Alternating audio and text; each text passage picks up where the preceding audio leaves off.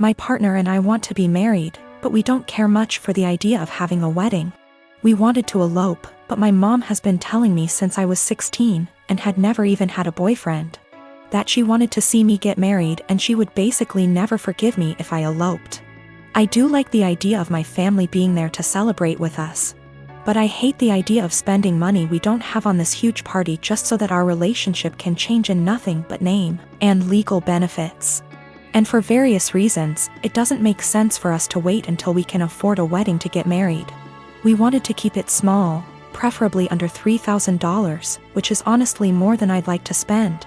But we have to be realistic. We had planned on having it in my in-laws' backyard, but even that was more money and effort than I was willing to put forth. I was stressed and feeling like I was out of options, so one day, I vented to my mom. She seemed really excited about the idea of helping me plan a wedding. It was kind of a red flag when she said, "My mom didn't help me plan my wedding. Let me live vicariously through you." But still, I agreed. She seemed really excited to help me find a venue. I was not excited, because I have not been excited about one single step in the wedding process, and I just want it to be over.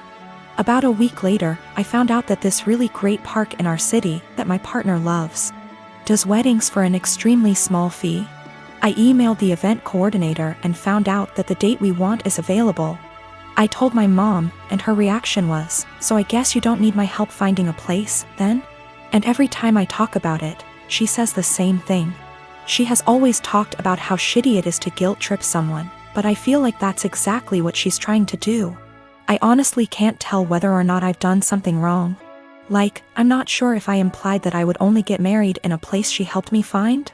I don't feel like trying to take action on my own wedding is that great of an offense, but I can tell she's upset. I want to make her feel better, but at the same time, I don't want to change our plans again just so that she can feel involved. Me and my wife, Jessie, had our daughter 2 years ago. Jessie is a smoker. She doesn't smoke a lot, but she consumes 2/3 a day. She wanted to be the one who got pregnant, and I told her that she couldn't smoke at any point in the pregnancy, and only after our baby stopped breastfeeding, she could start consuming again. She agreed. I'm against smoking. I don't smoke, but it doesn't bother me that much other people smoke, and to my delight, Jessie was never a person who smelled like cigarettes despite being a smoker. The reason I'm against it's that my father died of lung cancer, and guess what? He smoked. When our daughter was born, I managed to stay at home for 1 year and 3 months, because it hit the pandemic and home office, so we could both take care of it. Jessie also took advantage of the home office, same company, I'm in a higher position.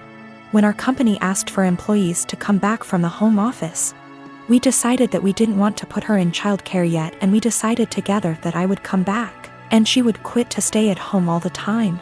Currently, we have a fair division of tasks at home. When I get home from work, I take care of our daughter so she can rest, and 2 days a week, part-time, I work at home so as not to overload. I know she stays overwhelmed, but I try to help. Recently, our daughter weaned, and Jessie came to talk to me that she wanted to finally start smoking again. I said that I wouldn't pay for them, but I pay for everything. I even proposed to rearrange my schedule in case she wanted to do some freelancer. She's also a designer. But I wouldn't give her the money. THR cigarettes are my limit. She was annoyed, saying that we agreed on her being SOM and that I would provide financially for the family, including her expenses, and I am going behind our agreed. I never paid / would pay for a cigarette of hers, and she has known this for years.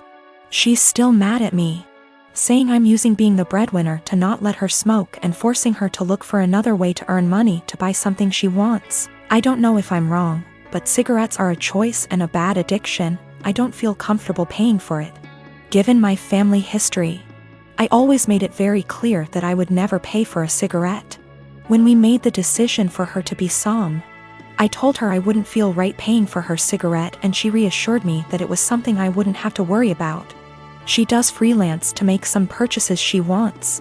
There are months when we are tighter and we can't do some shopping, so she does freelancing. It's rare, but it happens, and on those days, our daughter stays with me even if it's at my service. I never limited any of her purchases, ever, if not because of tight money. For more extravagant purchases of hers that I can't afford, she freelances and buys. So I suggested she do one a month that covers her entire cigarette stash, and I would help by staying with our daughter. She is not entirely financially dependent on me when she wants to buy something that I can't afford with our money. She makes a design request. My friend came to me yesterday at lunch with screenshots of my boyfriend's Tinder profile. The pictures were all old photos, so I confronted him immediately, expecting to hear something like, "Yeah." "I forgot to delete that." Which is cool. He denied being on Tinder at all, and my friend suggested that she make an account, set it to his specifications, and see if he turns up. And there's his profile. So, this means that my boyfriend has been active on Tinder within the past 2 weeks. I confronted him with this, and he changed his story. Now he's saying that his friend has been using his account. He shows me his phone and says, "Look, I have nothing to hide." And of course the app is deleted. So I take his phone, download Tinder, log in with his Facebook, and see that he has been active, albeit infrequently. There was one girl that he tried to meet up with back in May when I was out of town. The girl gave him her phone number, and even though he deleted whatever messages they exchanged, I still saw that he had her saved in his contacts. So that's about everything that I know. He either cheated on me or planned on cheating on me while I went out of town, and I'm sure this isn't the only time it's happened. This relationship is pretty much over. He is swearing up and down that it's not true. He doesn't use Tinder, and he doesn't know this girl. I'm going crazy with how much he's outright lying. He seems so sincere, but I know what I saw. I can't listen to him deny this one more time. This blew up while I was away. I'm sorry I won't be able to respond to every comment. So I did some stuff that was kind of petty and stupid today. I made a fake Tinder account, matched with my boyfriend. And he starts messaging me and immediately asks me to meet him for a drink. We agree to meet by a fountain in the center of my town, and I pack up all of his stuff in a tote bag, put on a great outfit, and went to the fountain. I stood kind of out of the way of the fountain in the shadows where I could watch the street that I knew he'd be arriving from. I was devastated, but I figured this way I could catch him without a doubt and end things quickly. All the time, he's messaging this girl on Tinder. But he didn't show up. 2 of his roommates did. We didn't speak, I don't know them well, but they watched me for a while. Figured out what was going on after a few more Tinder messages, and left quickly. So I wait a few minutes and I call my boyfriend and ask him where he's at. He says he's just gotten off of work and he's going to meet his roommate for a drink. I confront him with the fake Tinder profile, and he's dumbstruck and furious with his roommate, who he swears up and down is behind all of this. I'm at home now, just emotionally exhausted and confused.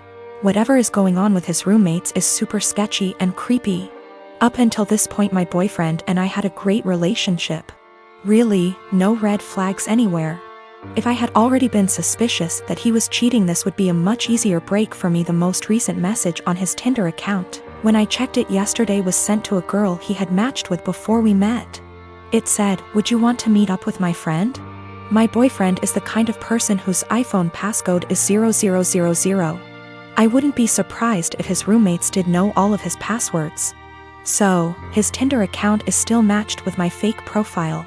To me, that indicates that he probably isn't the person operating the Tinder profile. If it were him, wouldn't he have blocked the fake profile immediately? A lot of people have said that he probably sent his roommates to check things out for him. I can't write that off entirely, but my gut says that it isn't true. I just don't think it's very likely.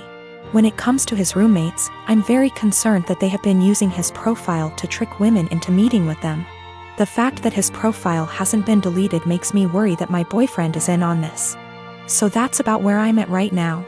I'm worried that all of them are working together to, at best, scam women, at worst, assault them, and my boyfriend is at least passively involved.